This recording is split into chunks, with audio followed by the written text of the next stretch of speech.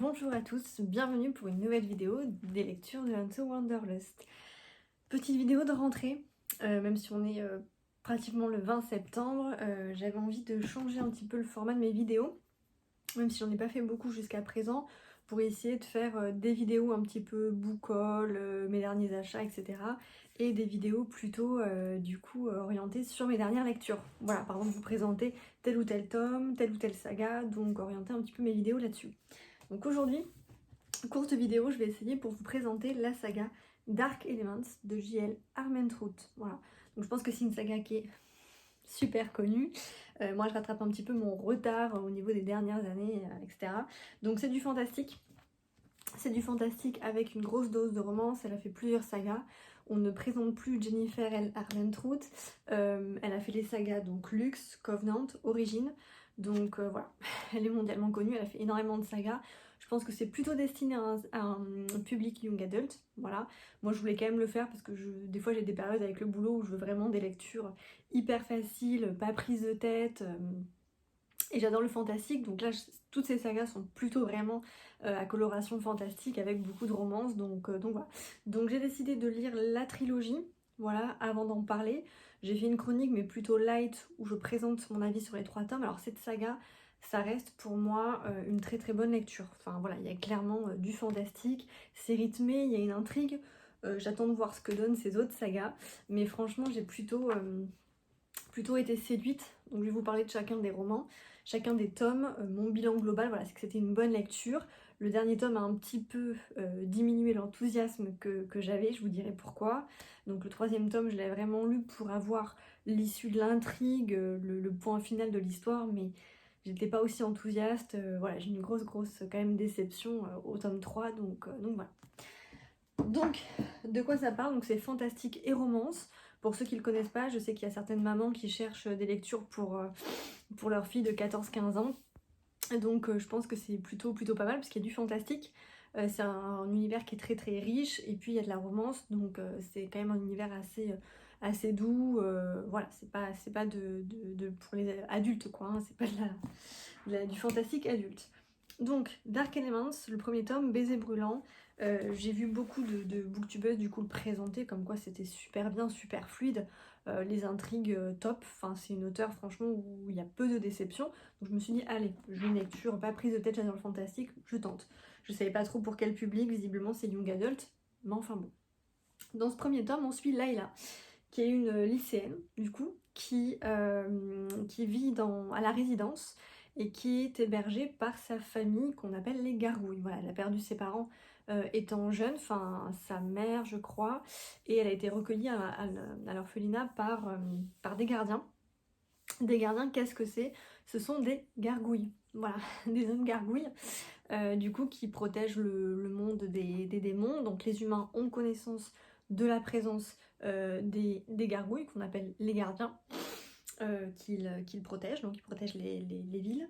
Et par contre ils n'ont pas connaissance des démons, les humains. Interdiction aux démons de se montrer, voilà, il ne faut pas affoler la population. Donc ils savent qu'il y a des gardiens, des gargouilles, mais pas des démons. Donc Layla, elle est ce qu'on appelle mi-gargouille, mi-démon, et elle a été recueillie à l'orphelinat par le chef de clan des gardiens. Du coup, on la suit donc au lycée avec ses 2 meilleures amies, voilà. On la suit également quand elle est à la résidence, c'est-à-dire le château où vivent les gardiens. On la suit avec le chef de clan, les membres également des gargouilles. On suit également son amitié avec Zane, son meilleur ami, avec qui elle va se rapprocher un petit peu, pour qui elle a des sentiments depuis pas mal de temps, voilà. Mais c'est vrai qu'elle est très très protégée parce qu'elle est vraiment à part, elle a des pouvoirs, mi-gargouille, mi-démon, donc c'est vrai qu'elle n'est pas totalement intégrée dans le clan des gardiens, et elle n'est pas totalement démon puisque à la sortie du lycée, elle s'occupe de ce qu'on appelle marquer les démons, c'est-à-dire que par son simple toucher, du coup, elle les marque, et du coup ils sont visibles pour les gardiens quand ils vont aller chasser la nuit, donc ça lui permet de tuer plus facilement les démons. Donc elle a le pouvoir de marquer les démons, elle voit également les âmes, donc un halo qui entoure effectivement les humains. Les gardiens, eux, ils ont une âme, mais ils ont une âme pure, donc elle voit une âme blanche, voilà. Et pour les humains, elle voit des âmes de différentes couleurs un petit peu, donc selon qu'on est plus ou moins coupable, plus ou moins une bonne personne, voilà. Donc elle a des pouvoirs particuliers. Voilà.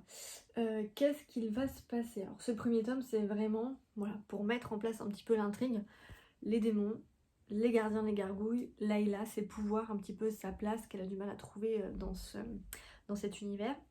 Et puis un soir, alors qu'elle marque un démon, il y a un démon supérieur qui va faire son apparition.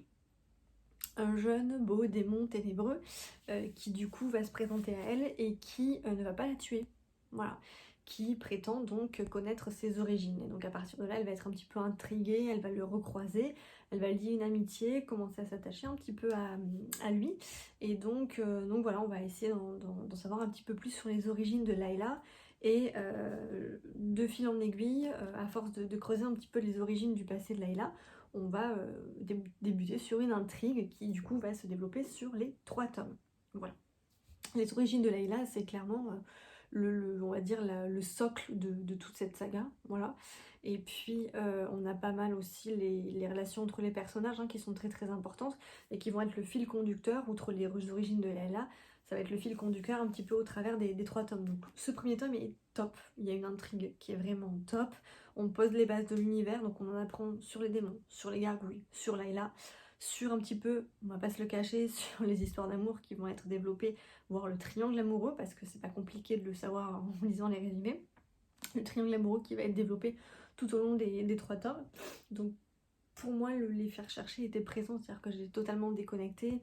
En une après-midi, même pas, il était lu. Donc, par contre, je m'étais procuré en avance les 2 autres tomes parce que je savais que j'allais enchaîner.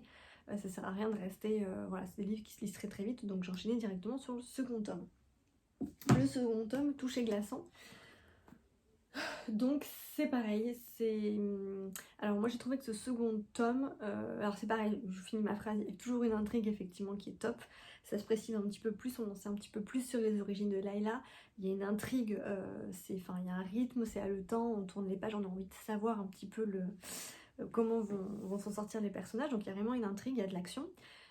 J'ai trouvé que ce roman était principalement basé sur les sentiments de Layla, sur ses mutations, parce qu'elle, en tant que mi-démon, mi-gargouille, elle évolue un petit peu, puisque c'est quelqu'un d'unique, qu'on n'a jamais vu dans ce type d'univers. Donc elle évolue, elle, en tant que personne, en tant qu'être à part, mais aussi au niveau de ses sentiments. Voilà, donc elle est à la fois proche de 2 personnes, il y a 2 garçons qui vont un petit peu occuper ses pensées et son cœur, et du coup, on a là clairement positionné dans ce roman le triangle amoureux qui va se développer, voilà, qui va vraiment faire pression de tous les côtés.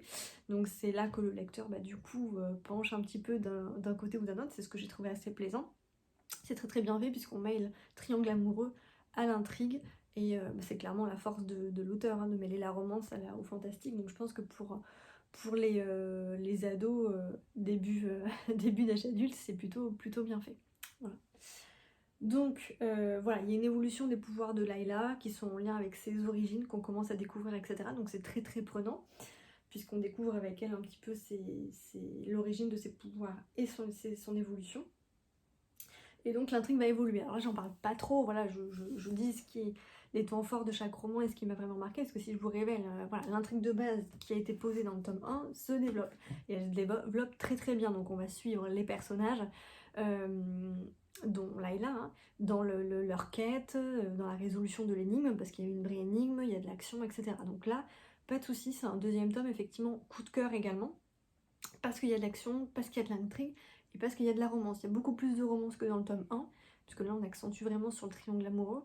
Donc franchement, c'était un très très bon tome. Je pense qu'il est meilleur que le premier, parce que dans le premier, effectivement, c'est juste poser un petit peu les bases de l'univers, mais il est quand même extrêmement bien fait, le premier. Et le deuxième, ça a été mon coup de cœur, parce que c'est là où on a tout qui est au climax, les sentiments amoureux, l'action, etc. Donc voilà, impossible de rester sur ce tome 2. On débouche sur le tome 3. Donc en lisant le résumé et en lisant malheureusement un petit peu les avis qu'il y avait sur ce 3e tome, je savais que c'était le moins bon de la saga. Alors après, ça dépend vraiment de notre personnalité. Moi je sais que j'avais déjà un choix, par exemple au niveau des triangles amoureux, j'avais un choix pour un des 2 garçons. Voilà. Donc clairement, très rapidement dans le roman, c'est ça qui a un petit peu mitigé les avis très très nombreux que j'ai lus, c'est que Layla va faire très rapidement son choix au niveau du triangle amoureux, voilà. Et après on ne va plus s'en préoccuper, et ça va passer au second plan et on va se centrer sur l'action, qui pour moi au départ, dans on va dire le premier tiers du roman, n'est pas du tout présente, puisqu'elle règle la question de qui elle va choisir entre les deux garçons, voilà. Donc une fois ce premier tiers terminé, et Layla, une fois qu'elle a fait son choix, ça passe au second plan, ses sentiments, et on est vraiment centré sur l'intrigue, l'action, etc. Sachant que la relation amoureuse, le triangle amoureux, c'est quand même un point très très important des tomes 1 et 2. Je vous garantis que quand on arrive au premier tiers du tome 3 et que Layla a fait son choix,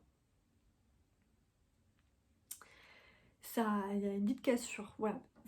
Honnêtement, je pense que tout le monde s'était attendu à telle ou telle personne. Voilà.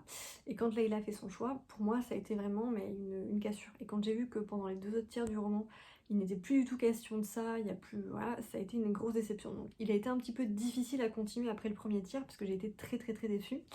Ouais, je pensais pas que l'auteur irait vers là. Au pire, quand il y a une telle présentation d'un triangle amoureux, moi j'aurais pensé qu'elle aurait laissé une fin ouverte. Voir que Layla elle-même aurait été, on va dire, la solution du truc, mais pas qu'elle aurait fait un choix comme ça, quoi. Voilà. Donc ouais, grosse déception à ce niveau-là, c'est pour ça que je déteste les triangles amoureux, parce que c'est... Voilà, donc c'est pour moi le plus décevant des 3 tomes. Il n'empêche qu'il y a quand même une réponse à toutes les questions qu'on se pose. Il y a quand même une suite d'intrigues et de l'action, mais c'est les 2 derniers tiers pour moi du roman. Donc c'est un petit peu moins intéressant, sachant que voilà, il faut déjà accuser le coup du choix de Layla pour après en fait, se remettre dans l'action, mais le corps n'y est plus vraiment. Enfin, pour ma part, c'était ça. Donc c'est vrai que je suis contente à la fin de comment ça se termine. On a les secrets effectivement sont levés, hein, toutes les questions qu'on se posait, il y a des réponses, c'est ça qui est bien, c'est pas tout le temps le cas dans du fantastique. Donc là, c'est une saga qui se clôt avec une résolution du triangle amoureux, une résolution de l'énigme. Donc de ce point de vue-là, l'auteur, tout match. Hein. Mais voilà, moi c'est une petite déception à ce niveau-là. Au niveau du tome 3, alors je regrette pas du tout. Je vais continuer du coup, parce que moi je découvre cet auteur, je pense que... Ah, ne me criez pas dessus. Je pense qu'effectivement, avec les sagas Luxe, Origine ou Covenant, je pense que je vais pas être déçue. J'espère ne pas avoir de triangle amoureux, mais je vais vraiment continuer donc les sagas, parce que alors c'est pas quelque chose de compliqué à lire, franchement. C'est du young adulte, hein, donc c'est vrai que bon, j'alterne un petit peu avec du fantastique adulte que j'adore, mais qui est un petit peu plus corsé, où il faut retenir un petit peu les noms des personnages, c'est plus dense, avec effectivement ce type de littérature qui se lit effectivement très très facilement et voilà, c'est un relâchement, c'est du plaisir, et puis voilà, donc il y a beaucoup de romance et beaucoup de fantastique, il faut s'y attendre, mais je le recommande donc à tous les adultes ou jeunes adultes effectivement qui veulent de la romance et du fantastique sans que ce soit sombre, qu'il y ait de violence vraiment à outrance, du sang, etc. Donc c'est du light, hein, c'est plutôt, voilà, c'est top. Donc je m'en vais découvrir les autres sagas. Si vous aimez ma vidéo, du coup n'hésitez pas à mettre un pouce pour m'encourager. Je vais dorénavant faire des vidéos à thème sur effectivement les sagas ou les romans que j'ai lus pour vous les présenter plus en détail. Là c'était un peu compliqué, je voulais pas trop rentrer dans les détails. J'espère que vous aurez au moins les premières idées, sinon faut aller voir les avis sur internet. Voilà. Très bonne lecture de saga. À bientôt.